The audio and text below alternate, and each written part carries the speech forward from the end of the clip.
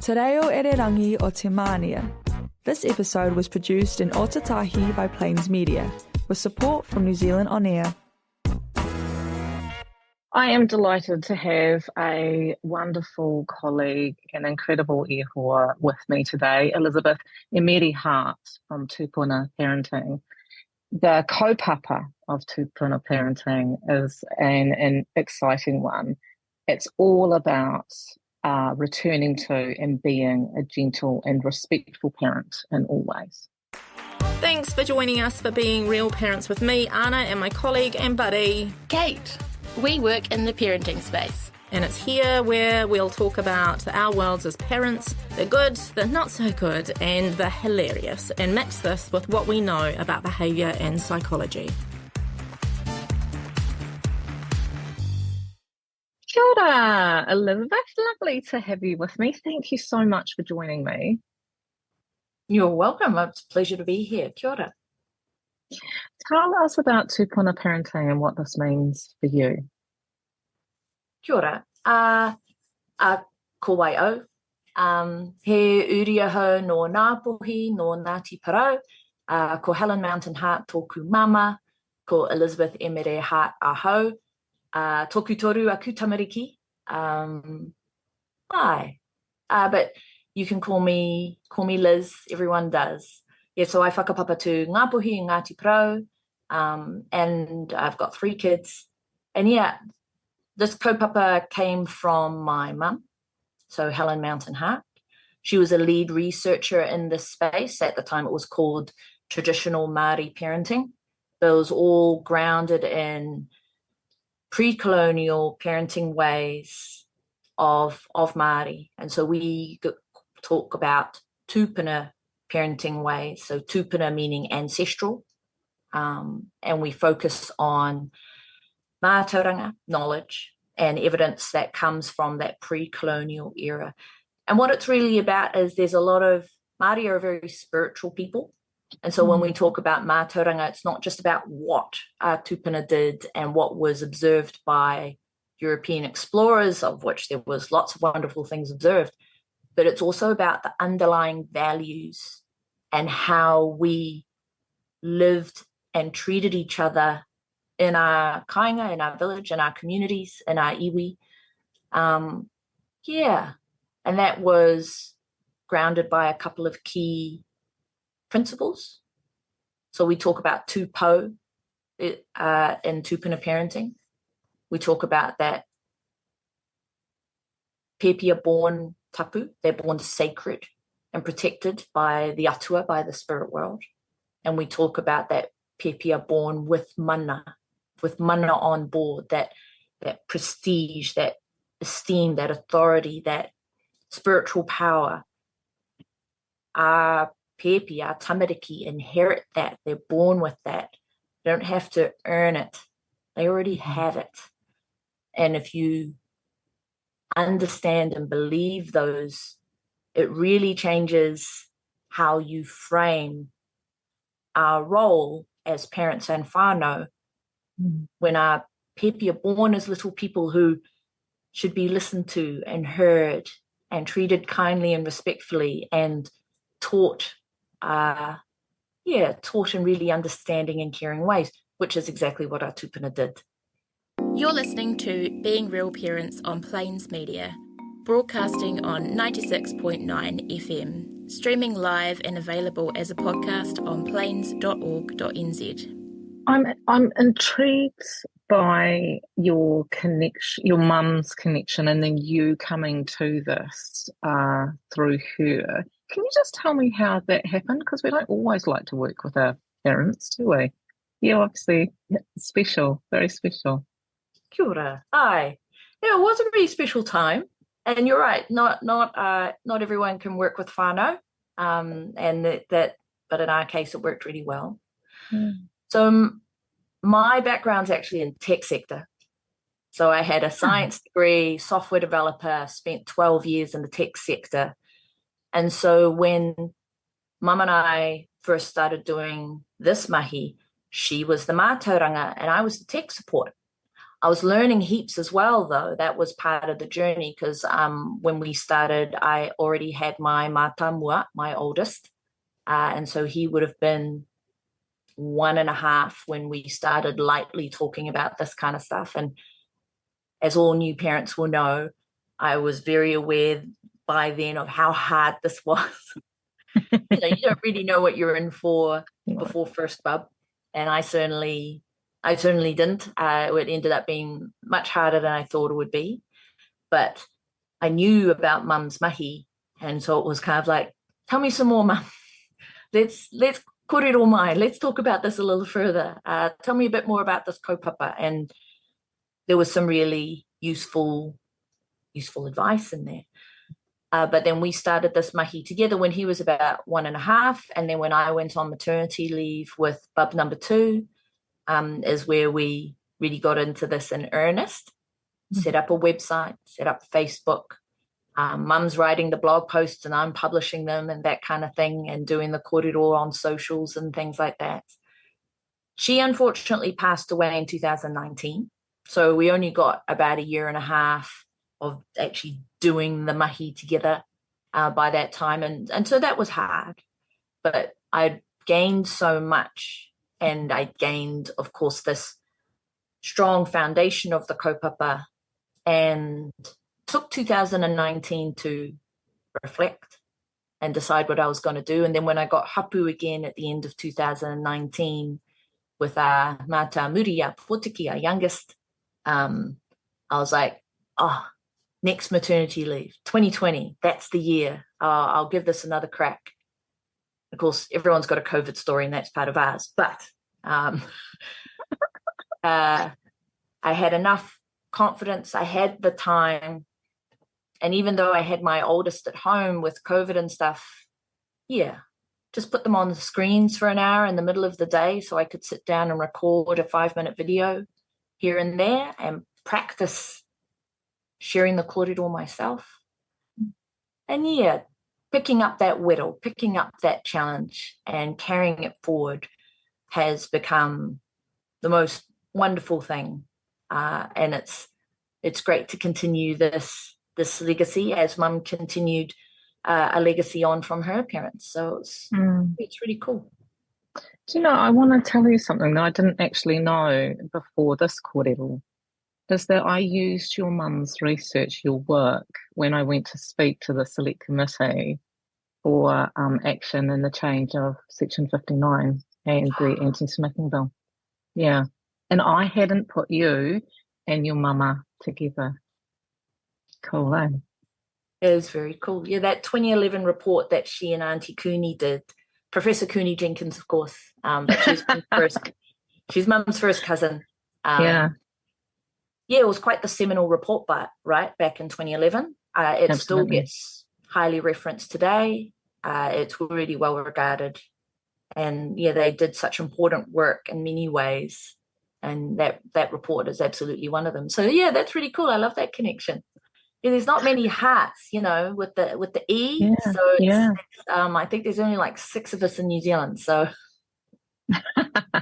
that's so interesting. Interesting. Sorry, I was just kind of like taken by that. I just went, oh my goodness, connection. It's a small, beautiful world, isn't it? Tūpuna parenting. So,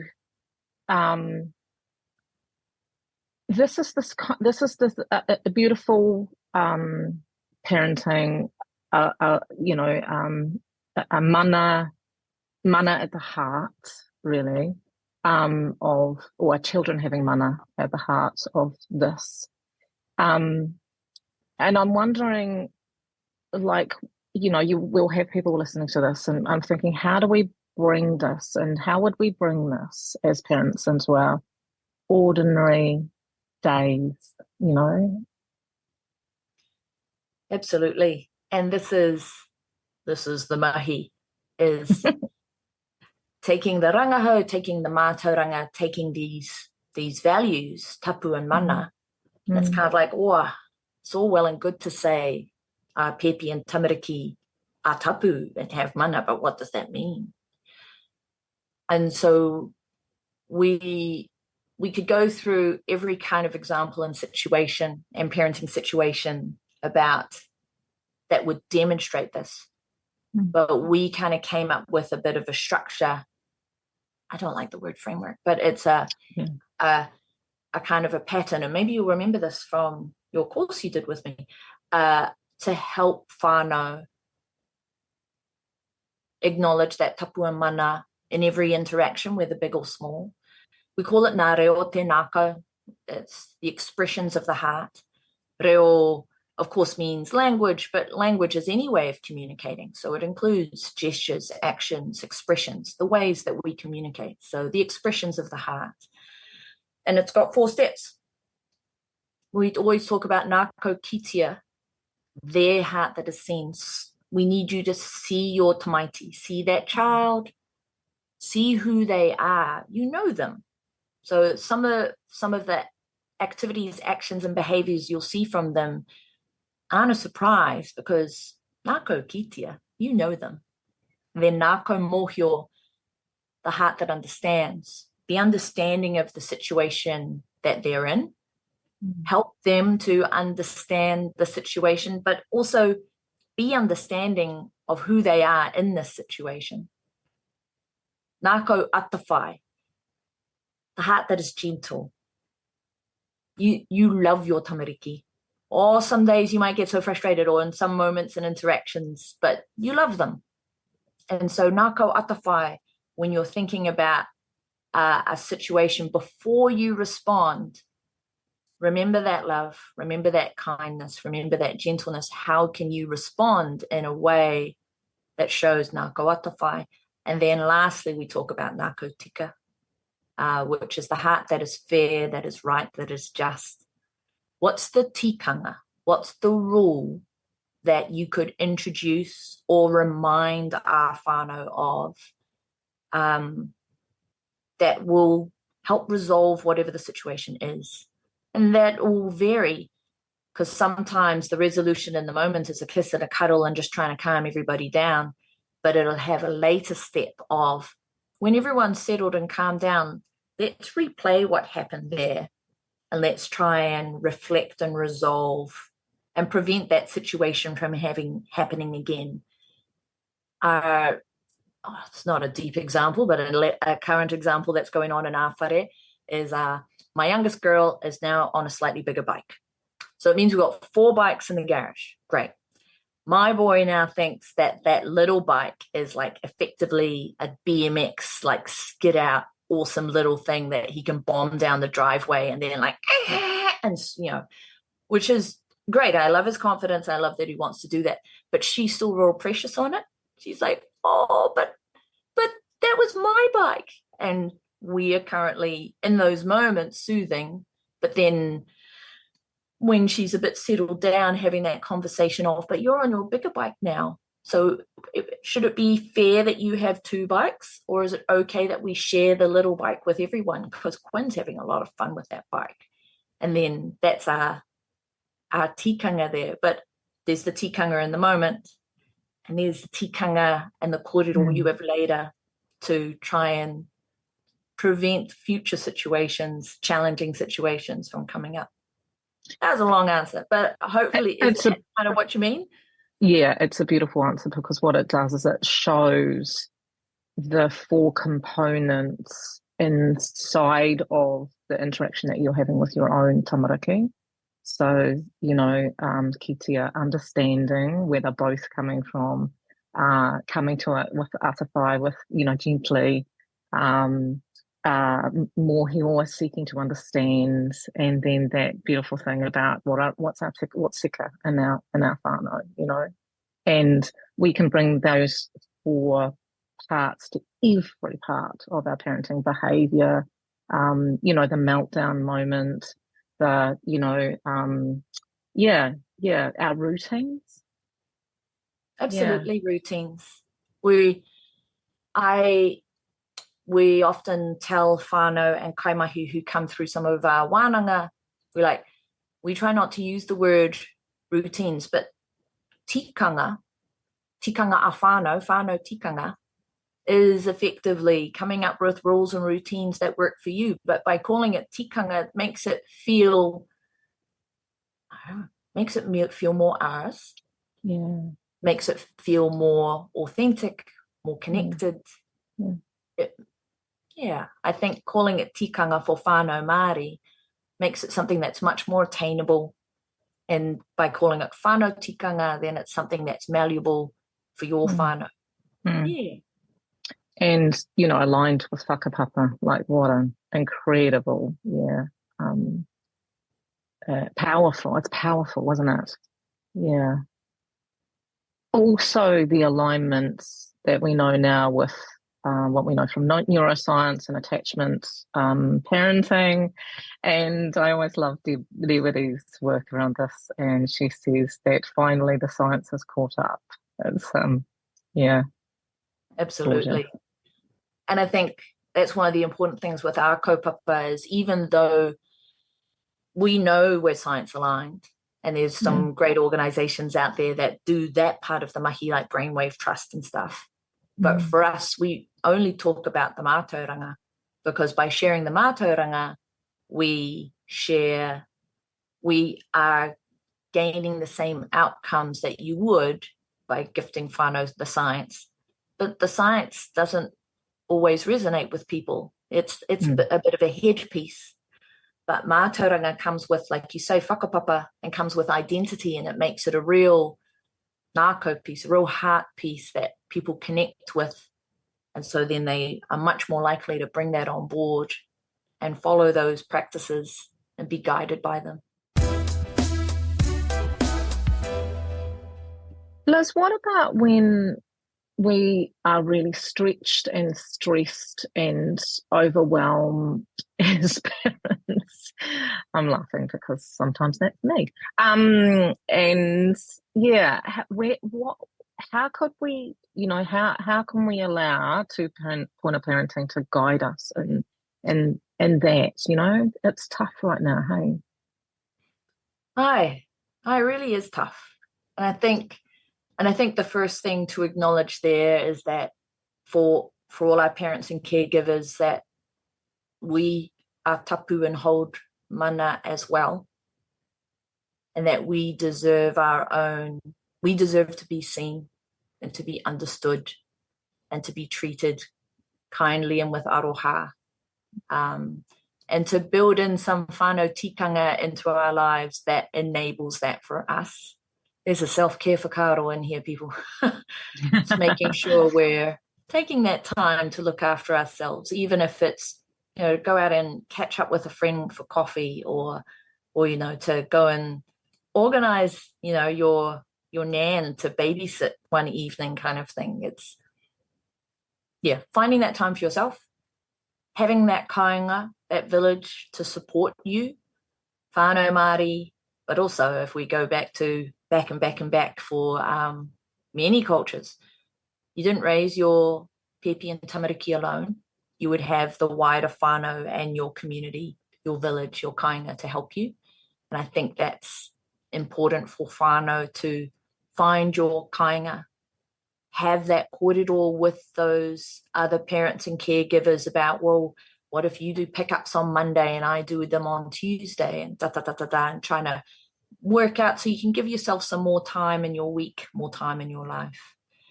So those are all kind of like preventative things, right? Because if we give ourselves more time and more aroha as parents and caregivers, then we're more likely to have more patience for our whānau when challenging situations come up.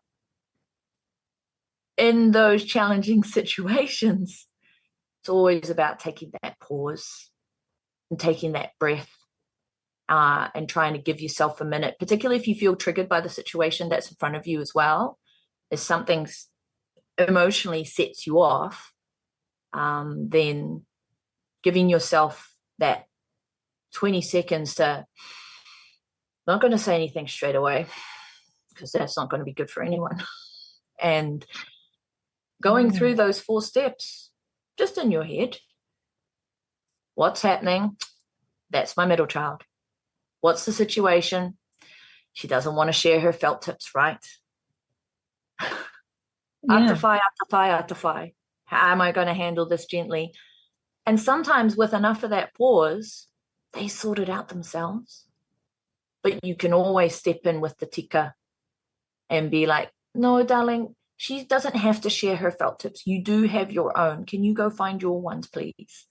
And manage whatever that argument is.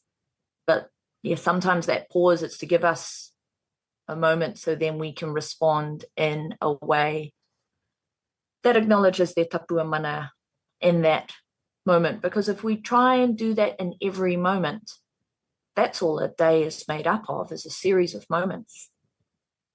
And so if in every moment we're trying to acknowledge the tapua and the mana, whether it's the mundane of brushing your teeth through to the arguments and the meltdowns and the severe disagreements that can sometimes occur over felt tips, then we get through, and we can get through in a way that hopefully we're feeling kind to ourselves and acknowledge that you did your best. It's not always going to be perfect. Our kids are changing every day.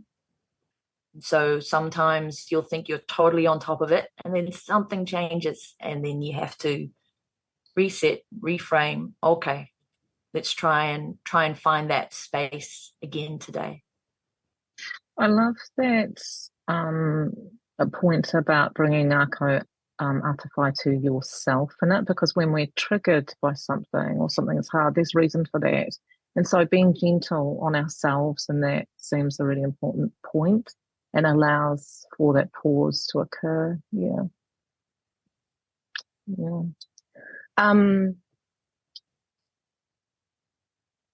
I'm aware that it'd be interesting to talk more about those big emotions and things that can act as a trigger in that. And you know, because this is the stuff that we get a lot from parents asking about. So if there's any further tips that you have around that and bringing these 4 components into parenting, please, share away. Absolutely. Yeah, I guess there's lots of conditions to consider. One is if you've got 2 parents in the house, Papa's totally capable. You know, yeah, and of course you absolutely. say that, but yeah, but it also means that if you're triggered by the situation, he might not be.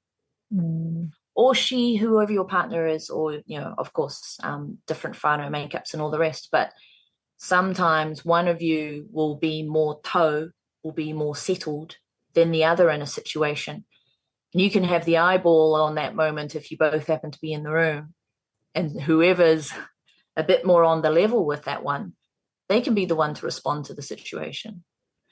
For Tūpuna parenting, our tāne, our men, we're really engaged in nurturing parents.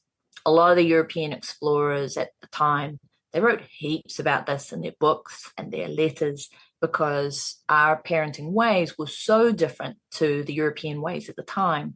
And one of those key differences were to do with not just dads, but uncles and kōreros and all the rest, who were really involved and really, really engaged.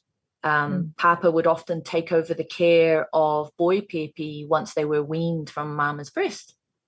And that meant that they were doing everything for their boys. You know, so they were feeding them, they were cleaning them, they were doing toileting and everything else. You know, they had their full care during the day. Care, of course, was also shared amongst the kainga, but that was the same for all the caregivers, whether it was mama or papa.